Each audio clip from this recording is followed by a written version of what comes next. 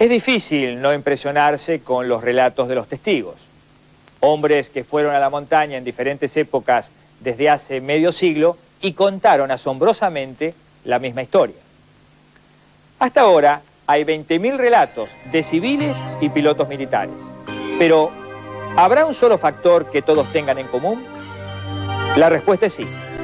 Todas las pruebas se han encontrado en la zona noroeste del Monte Ararat, sobre la Jora Ghosh.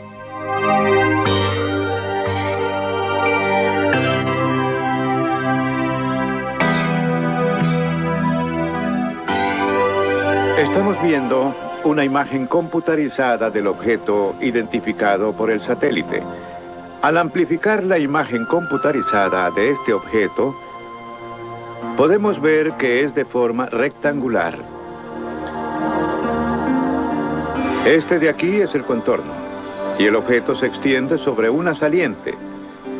En mi opinión, esto es claramente un objeto hecho por el hombre. El satélite francés Spot aportó nuevas imágenes del Monte Ararat. Lo que es difícil de identificar a 100 metros en una montaña con neblina puede reconocerse con mucha precisión científica a través de un satélite y aplicando la animación tridimensional. Este fue un tipo de reconocimiento fotográfico usado por los pilotos de combate americanos en la Guerra del Golfo contra Hussein. En nuestro modelo animado nos aproximamos al monte Ararat desde una distancia de unos 300 kilómetros.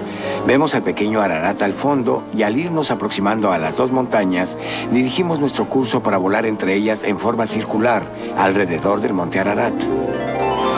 La animación muestra claramente los salientes glaciares en la montaña y la profunda hendidura de la Jora Ghosh en la parte norte, sobre la cual se ha podido ver el arca. Es asombroso ver la cantidad de acantilados que hay en el Jora Ghosh al ir subiendo la línea nevada, la cual continúa ascendiendo hacia las múltiples cumbres. Y volviendo a la Jora Ghosh a través de los glaciares de Avich, examinaremos 3 ubicaciones donde el satélite ha localizado con precisión partes del arca, así como también lo determinan los testigos, para ver si podemos obtener una mejor perspectiva visual de los sitios. Primero veremos aquí, sobre la meseta oriental, donde Ray Anderson cree que está localizada la pieza más grande del arca. Moviéndonos hacia abajo, de las 11 a las 5 como las manecillas de un reloj, estamos directamente sobre el sitio exacto que señala el satélite Spot, representado en fotos tomadas en 3 diferentes y exitosas expediciones al arca. En esta computadora de laboratorio, vemos ahora en nuestra pantalla imágenes del satélite Spot del Monte Ararat. Esta grieta en forma de S es como de 450 metros de largo por 27 de ancho. En medio vemos un objeto bien definido, extendiéndose fuera de la nieve sobre un lecho rocoso. Ahora, en este acercamiento de la imagen del Spot, podemos medir el tamaño de este objeto. Vemos la grieta con los cuadros grises que definen una saliente rocosa. Extendiéndose fuera de la nieve en esta área, vemos un objeto saliendo sobre el borde. Cada cuadro es de 9.60 metros, así que este objeto es como de 24 metros de ancho y se extiende fuera de la nieve unos 27 metros. De acuerdo a las imágenes del satélite Spot y a las fotos amplificadas desde el helicóptero, este objeto rectangular no es parte natural del terreno. De acuerdo a la información del satélite militar, el objeto está hecho de madera. Después de la pausa, seguimos descubriendo los enigmas del Arca de Noé.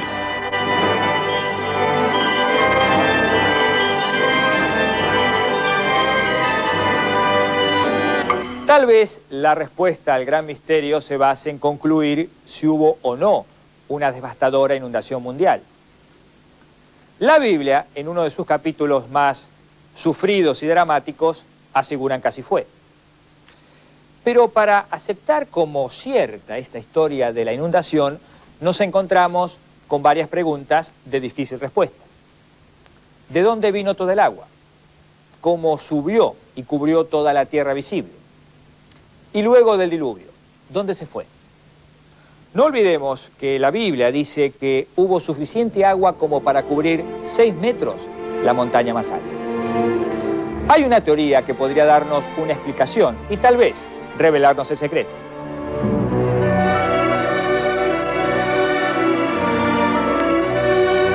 El primer capítulo del Génesis describe específicamente un firmamento o atmósfera que Dios creó alrededor de la tierra. Al describir el agua sobre el firmamento, el manuscrito sugiere que una vez antes de la inundación había un dosel de vapor de agua alrededor de la tierra, parecido al grosor de las nubes que sirvió para moderar la tierra y proteger su clima. La idea de la capa de vapor de agua o cubierta alrededor de la tierra suena algo extraña. Pero en realidad las cubiertas son algo comunes entre los planetas del sistema solar. Venus, Júpiter y Saturno tienen cubiertas de nubes y a su alrededor hay gruesas envolturas gaseosas. La capa de vapor pudo haber precipitado al menos 12 metros cúbicos de agua. Además, el agua que cayó por erupciones volcánicas durante la inundación pudo haber mantenido la precipitación de lluvia por 40 días y noches, volviéndose ligera a medida que el régimen climatológico se creaba. Nuestros expertos han indicado que el inicio del gran diluvio vino de 3 lados: del estallido de una fuente subterránea, de la lluvia que venía de la cubierta terráquea y del agua de océanos existentes cubriendo toda la Tierra. ¿Pero qué pudo haber descargado esta serie de increíbles eventos? Una teoría prominente sugiere que busquemos la respuesta más allá del cielo. Es claro para los observadores de los planetas del sistema solar que muchos de ellos sufren periodos de fuertes bombardeos de meteoros. Incluso en la Tierra, con sus altas tasas de erosión, se ha descubierto que hubo más de 100 impactos ancestrales. Y sí es posible que uno de ellos acarreara una serie de eventos cataclísmicos guiándonos al gran diluvio. Por una causa específica de la inundación y el violento trastorno terráqueo, una de las teorías es la más probable. Para saber más del tema, fuimos con el director retirado del Departamento de Investigación de Defensa y Laboratorios de Desarrollo, el Dr. Walter Brown. Podemos ver en nuestro planeta 17 aspectos muy extraños que ahora se explican sistemáticamente. Son como resultado de un diluvio universal, cuyas aguas emergieron de cámaras subterráneas por dejar salir la energía excediendo a la explosión de 10.000 millones de bombas de hidrógeno. Esta explicación nos demuestra lo rápido que se formaron las montañas. Explica los depósitos de carbón y aceite y lo rápido que fluía el continente. Porque hay grietas enormes y cientos de cañones y volcanes en el fondo del océano. Explica la formación de las capas de estrato y muchos de los fósiles. Los mamuts congelados, la llamada edad de hielo y la mayoría de los cañones, en especial el Gran Cañón. La Tierra prediluviana quizás solo tenía un supercontinente muy grande cubierto por una frondosa vegetación. Habían mares y ríos principales. Las montañas eran más pequeñas que ahora, tal vez solo medían unos 2.000 metros de altura. En la teoría hidroplana, la Tierra prediluviana tenía mucha agua subterránea, como la mitad de lo que ahora hay en nuestros océanos. Esta estaba contenida en unas cámaras subterráneas, formando una plataforma delgada como de 800 metros de grosor, tal vez a 16 kilómetros bajo la superficie. Aumentando la presión en el agua subterránea, se extendió la corteza al igual que un globo se extiende cuando la presión interior aumenta. Hubo una falla en la corteza, empezando con una grieta microscópica que creció en ambas direcciones como a unos 5 kilómetros por segundo. La grieta, siguiendo su curso, dio la vuelta al mundo como en 2 horas. En su recorrido por la Tierra, la corteza cubierta de roca se abrió como cuando se rompe una tela estirada. Había mucha presión en el agua subterránea por el peso de los 16 kilómetros de rocas presionándola. Y el agua explotó violentamente saliendo de la ruptura. Como esta rodeó toda la Tierra, brotó una fuente de agua supersónicamente casi a 32 kilómetros dentro de la atmósfera. El vapor proveniente de esta enorme fuente produjo muchas lluvias, más de las que la Tierra hubiera experimentado antes o después. La Biblia dice que todas las fuentes de la profundidad brotaron juntas en un día y describe esos eventos como de hace 5.000 años, los que ahora se pueden demostrar científicamente. y parte del agua llegó a la estratosfera congelándose y produciendo masivas descargas de hielo, enterrando, sofocando y congelando instantáneamente a muchos animales, incluyendo a los congelados mamuts de Siberia y Alaska. La fuerza de la presión de la fuente desgastó la roca de ambos lados de la grieta, produciendo un alto volumen de sedimentos que se arraigaron fuera de esta agua fangosa por toda la Tierra. Esos sedimentos atraparon a plantas y animales formando los fósiles. Esta erosión amplió la ruptura. Y la abertura llegó a ser tan grande que las rocas comprimidas debajo de la cámara subterránea saltaron hacia arriba, dando nacimiento a la cordillera en medio del océano que envuelve a la Tierra. Los continentes, las placas, aún lubricadas por el agua, resbalaron por la colina, creando así el levantamiento de la cordillera del Atlántico Medio. Después de la masiva y lenta aceleración, las placas alcanzaron una velocidad de 72 kilómetros por hora y acabaron siendo resistencias comprimidas y curvadas. Las porciones de las placas que se curvaron hacia abajo formaron surcos marinos y las que se curvaron hacia arriba formaron montañas. Es por eso que muchas montañas en cadena son paralelas a las cordilleras oceánicas por las que cayeron. Las placas que resbalaron por las cordilleras oceánicas abrieron una vasija muy profunda en el océano, en la cual se quedaron las aguas del diluvio. En los continentes, cada hueco en forma de balde o vasija naturalmente quedó lleno de agua, produciendo muchos lagos después de la inundación.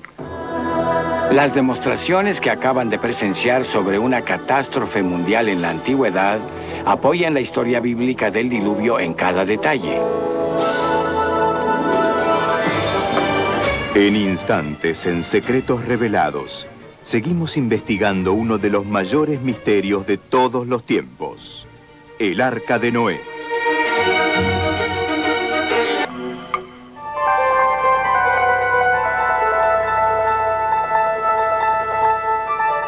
Íbamos en un avión con Jim Irwin a bordo, volando alrededor del Monte Ararat, y luego volamos alrededor del Ajora Gorge. En ese sitio en particular vimos un objeto que sobresalía de la nieve. Se veía como el Arca de Noé. Estábamos muy emocionados, pero nuestro tiempo de vuelo se nos terminaba y volvimos a la base. Pero algunos estábamos realmente convencidos de que esta podría ser el Arca de Noé. En una expedición bien preparada, conseguimos todos los permisos del gobierno turco. Y al fin, una tarde, creo que vimos el Arca de Noé. Las exploraciones en el espacio del astronauta James Irwin se recordarán por generaciones. Y gracias a él, por brindarle al mundo esta fotografía tan sorprendente. Tal vez ahora podamos considerar que la búsqueda personal y espiritual de Irwin por encontrar el Arca de Noé se ha cumplido. Lo que vi fue el Arca de Noé. Para mí esta madera es muy preciada. Es un regalo de Dios. Está ahí, lo que tienen que hacer es subir y mirarla. Fue sorprendente. Era el Arca de Noé. Se pueden ver todas las historias que vienen de esa comunidad de naciones alrededor del Monte Ararat. Y todas tienen una creencia central que sale a flote y es la historia de Noé. Todas las evidencias nos llevan al hecho de que ese gran navío que ha permanecido allá en el Monte Ararat tiene que ser el Arca de Noé.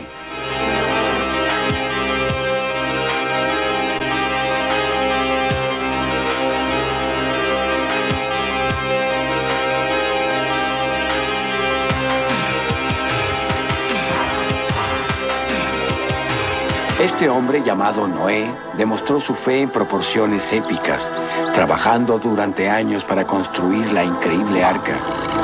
Llevó a miles de animales dentro de ella para que sobrevivieran a una gran calamidad, la cual nadie en sus días podía haber imaginado. Le pidió a su familia que creyera en él, y a cambio, él no solo los rescató, sino que a toda su descendencia también. Esta es más que la historia de un gran navío y una enorme inundación. También es la historia de un gran hombre.